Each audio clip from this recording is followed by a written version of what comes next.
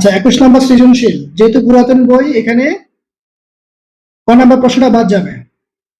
তোমাদের নতুন বইয়ের মধ্যে আছে এইটা আর এটা, তাই না? তাইলে এখন এই যে গ নাম্বার প্রশ্ন, যেটা গ নাম্বারটা তোমাদের এখানে খ নাম্বারে আছে, কিন্তু প্রশ্ন একই। আমাদের দেখাইতে হবে কি, বাম পক্ষে যা আছে সেটা ক্যালকুলেশন করে ডান পক্ষে যে ওয়ান নিয়ে আসতে হবে। তো হেল্প নিতে বলছে, এই যে আপনার উদ্দীপকে পি কিউ এবং আর এর মান দেওয়া আছে, এগুলার হেল্প নিয়ে বাম পক্ষ যৌক্তিকভাবে করে আমরা এই যে ওয়ান নিয়ে আসবো। তাহলে আমাদের এই অঙ্কের বেসিক গুলো আমরা জেনে ফেলেছি। আমরা জানি যে বেস যদি একরকম হয় তাহলে ভাগ সম্পর্ক থাকলে পাওয়ার গুলো মাইনাস হয়ে বসবে, আর যদি গুণ সম্পর্ক থাকে তাহলে পাওয়ার গুলো যোগ হয়ে বসবে। শর্ত হচ্ছে বেস একরকম হতে হবে। তাহলে আমাদের প্রথম কাজ হচ্ছে দেওয়া আছে মানগুলো তুলে বাম পক্ষ নিয়ে মান বসাইয়া তারপর হচ্ছে ক্যালকুলেশন করা। তাহলে দেখেন আমাদের কিন্তু পারা অঙ্ক। তারপর আমি করে দিচ্ছি। তোমাদের এখানে এটা সিরিয়ালে কত নম্বরে আছে? 21 নম্বর। তাহলে সিরিয়াল ব্রেক করে নাই, কিন্তু দুইটা প্রশ্ন দিয়ে রেখেছে। তাহলে আমি খ নাম্বার দিয়েই করতেছি। তাহলে প্রথমত আমাদের যে মানগুলো দেওয়া আছে সেগুলো লিখে নিতে হবে। মনোযোগ দিয়ে শুনতে হবে, আমি যা বলতেছি যা করতেছি যৌক্তিক কিনা, বুঝেন কিনা, ব্রেনটে কথাগুলো ঢুকে কিনা। আমি ইচ্ছা মতো কথা বলে যাচ্ছি, আমি বলেই যাচ্ছি, আপনাদের মাথার উপর দিয়ে চলে যাচ্ছে, কিন্তু ব্রেনটের মগজে ঢুকতেছে না, তাহলে কিন্তু লাভ হবে না। ব্রেনটে কথাগুলো আটকাতে হবে। তাহলে যা লিখলাম মানগুলো লিখে ফেলেছি, সহজ সাপটা হিসাব। এবার লেফট হ্যান্ড সাইড, বাম পক্ষ। এটা যে কে লেফট হ্যান্ড সাইড দিয়েছে, এটা তো হয়ে যায় বাম হাতের পক্ষ। আমাদের পক্ষ তো দুইটা, বাংলা লিখি বাম পক্ষ, আবার ইংলিশে লিখি লেফট হ্যান্ড সাইড। বাম হাতের পক্ষ ডান হাতের পক্ষ হয়ে গেল না? আচ্ছা, যেটাই হোক, এখন বিষয় হলো এটা প্রচলিত নিয়ম হয়ে গেছে।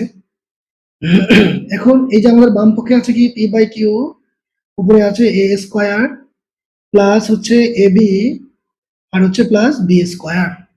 তারপরে এই যে গুণ চিহ্ন দিয়ে পরে আমরা এখানে পাচ্ছি আবার q by r whole to the power b square plus bc, আর হচ্ছে সি স্কোয়ার। সর্বশেষ অংশ হচ্ছে আমাদের আর বাই পি। এই যে আমরা প্রশ্ন বামপক্ষ তুললাম, এখন আমাদের প্রথম করণীয়টা কি? প্রশ্ন তোলার পরে আমাদের করণীয়টা কি? হ্যাঁ, বুঝি নাই। হ্যাঁ, এইটাই তো একমাত্র কাজ। আর কোনো বুদ্ধি বা উপায় সহজভাবে আমরা চিন্তা করব। আমাদের জাস্ট মানগুলো বসিয়ে নিতে হবে। পি এর মান ওরা দিয়ে রেখেছে হচ্ছে x to the power a, q এর মান হচ্ছে x to the power b. তারপরে ব্র্যাকেটটা কিন্তু দেখেন বড় করে দিতে হবে যেন হরলব দুইটাকে কভার করে, কারণ এই যে আমাদের পাওয়ার, এই বেটা পাওয়ার কিন্তু হরলব দুইটার উপরেই আছে, ফলে ব্র্যাকেটটা লম্বা করে দিতে হবে, হরলব দুইটাকেই যেন কভার করে। তাহলে আমরা 2 নাম্বার লাইনে নরমালি মানগুলো বসাই দিতে পারি। সহজভাবে চিন্তা করব, অঙ্ক কিন্তু কঠিন না, অঙ্ক যৌক্তিকভাবে হয়।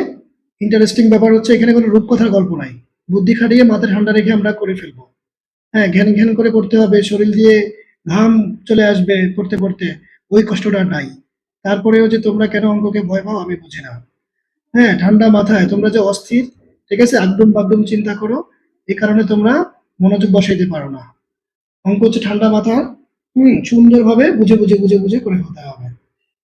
তাহলে আমরা মান বসাই দিলাম। এবার আমাদের রুলস, আমরা নিয়ম জানি। আমরা আহ, এক বাক্যে আমরা রুলস শিখেছিলাম যে আমাদের x to the power m x to the power n লিখলাম, বেশ একরকম আমরা রুল শিখেছি এম মাইনাস এন, নিজের পাওয়ার উপরে মাইনাস হয়ে চলে আসবে। এখন এখানে পাওয়ার একটা আছে, ঠিক আছে, এন, যদি আরো পাওয়ার থাকতো সেগুলো মাইনাস চিহ্ন দ্বারা গুণ হয়ে উপরে চলে আসতো। বাস আমরা এই রুলস জানি, মানে আমরা রুলস ফলো করবো। তাহলে আসেন আমরা রুলস ফলো করে এখন বসাই দেই। তাহলে এক্স দেখেন বেস মিলে গেছে, বেস মিলে গেছে। তাহলে একটা বেস নিয়ে পড়ে নিচের মাইনাস, বেস উপরে মাইনাস হয়ে চলে আসছে।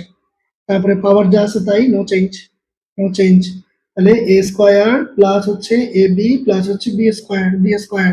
আচ্ছা, এখানেও তাই, বি মাইনাস সি, তারপর হচ্ছে বি স্কোয়ার প্লাস হচ্ছে বিসি প্লাস সি স্কোয়ার করলাম। তারপরে এখানেও বেস একরকম, একটা বেস নিয়েছি। সোজা সাপটা হিসাব, জটিল ঝামেলা এগুলো চিন্তা করার কোনো সুযোগ নাই। এখন আমরা যে কাজটা করব দেখেন, এই যে পাওয়ার, পাওয়ারে গুণ হয়ে যাবে কিন্তু। এই যে পাওয়ার 2 পদ, এই যে পাওয়ার 3 পদ, তাহলে 3 দুগুণে 6টা পদ আসবে গুণ করলে। এখানেও কিন্তু তাই, হ্যাঁ 2টা পদ আর 3 পদ গুণ করলে আমরা 6টা পদ পাবো। তাহলে আমরা যে কাজটা করব, এই যে আমাদের পাওয়ারের এই যে প্রথম পদ দিয়ে, হ্যাঁ এই যে হোল পাওয়ারের উপরে যে পাওয়ারটা রয়েছে 3 পদকে গুণ করে ফেলবো, তারপরে মাইনাস বি দ্বারা আবার এই 3 পদকে গুণ করে ফেলবো, তাহলে আমার 6টা পদ আসবে। অর্থাৎ লাইনটা একটু বড় হবে, প্রস্তুতি নিন, লাইনটা কিন্তু লম্বা করতে হবে, এক লাইনে রাখার চেষ্টা করতে হবে, ওইভাবে প্রস্তুতি নিয়ে লেখা স্টার্ট করেন। হ্যাঁ তাহলে লেখেন, আমার সাথে সাথে কি লিখতেছেন না? কিউ প্লাস, আমার সাথে সাথে লিখতে হবে সবাইকে। হ্যাঁ রেসপন্স করতে হবে, রেসপন্স না করলে তো আমি বুঝবো না মনোযোগ আছে কিনা। এখন তোমরা অনলাইনে পড়তে গিয়া ফেসবুকে চলে যাও, এদিক সেদিক চলে যাও, গ্যালারিতে চলে যাও, ঠিক আছে? এটা 1 নাম্বার ফাঁকিবাজ, তারা এই তোমার হচ্ছে রেসপন্স করে না। কারণ এখানে তো টিচার তোমার পাশে বসে নেই যে তোমাকে ম্যানুয়ালি দেখতেছে। তুমি যখন রেসপন্স করবা টিচারের সাথে, তাহলে বুঝবে যে না তোমার মনোযোগ আছে, মনোযোগ আছে, তুমি বুঝতেছো। বুঝলে বলবা বুঝি, না বুঝলে বলবা প্রশ্ন আছে। রেসপন্স করতে হবে তোমাদেরকে। এখন দেখেন এই যে মাইনাস বি দ্বারা আবার 3 পদকে আমরা গুণ করবো, তাহলে হবে কি এ স্কোয়ার বি প্লাসে মাইনাসে মাইনাস এ বি স্কোয়ার মাইনাসে প্লাসে মাইনাসে মাইনাস বি কিউব, বাস 6 পদ, 1 2 3 4 5 6, প্রত্যেকটার মধ্যে আমরা সেম অবস্থা পাবো, সেম অবস্থা পাবো। তাহলে এখানে, ও এখানে তো আমরা তাহলে সূত্র করতে পারি। আল্লাহ, আমাদের এত কঠিনে যাওয়ার দরকার নেই তো। রাইট, আমাদের এ minus b square plus a b plus b square, তাহলে আমরা এত কঠিনে কেন যাচ্ছি? এটার জন্য তো আমার জরিমানা হওয়া উচিত। এখানে আমরা সহজভাবে চিন্তা করি, আমি তো কথা বলতে বলতে বকবক করতে গিয়ে আর এটার দিকে খেয়ালই করা হয় নাই যে শুধু চেহারা পড়ে আছে। A minus b square plus a b plus b square, তাহলে a cube minus b cube, clean সূত্র পড়ে আছে আমার সবগুলাতে। হ্যাঁ এইভাবে করলে হবে, তবে বড় হয়ে যায়, কষ্ট বেশি হয়ে যায়, আমরা স্মার্ট ওয়ার্ক করবো।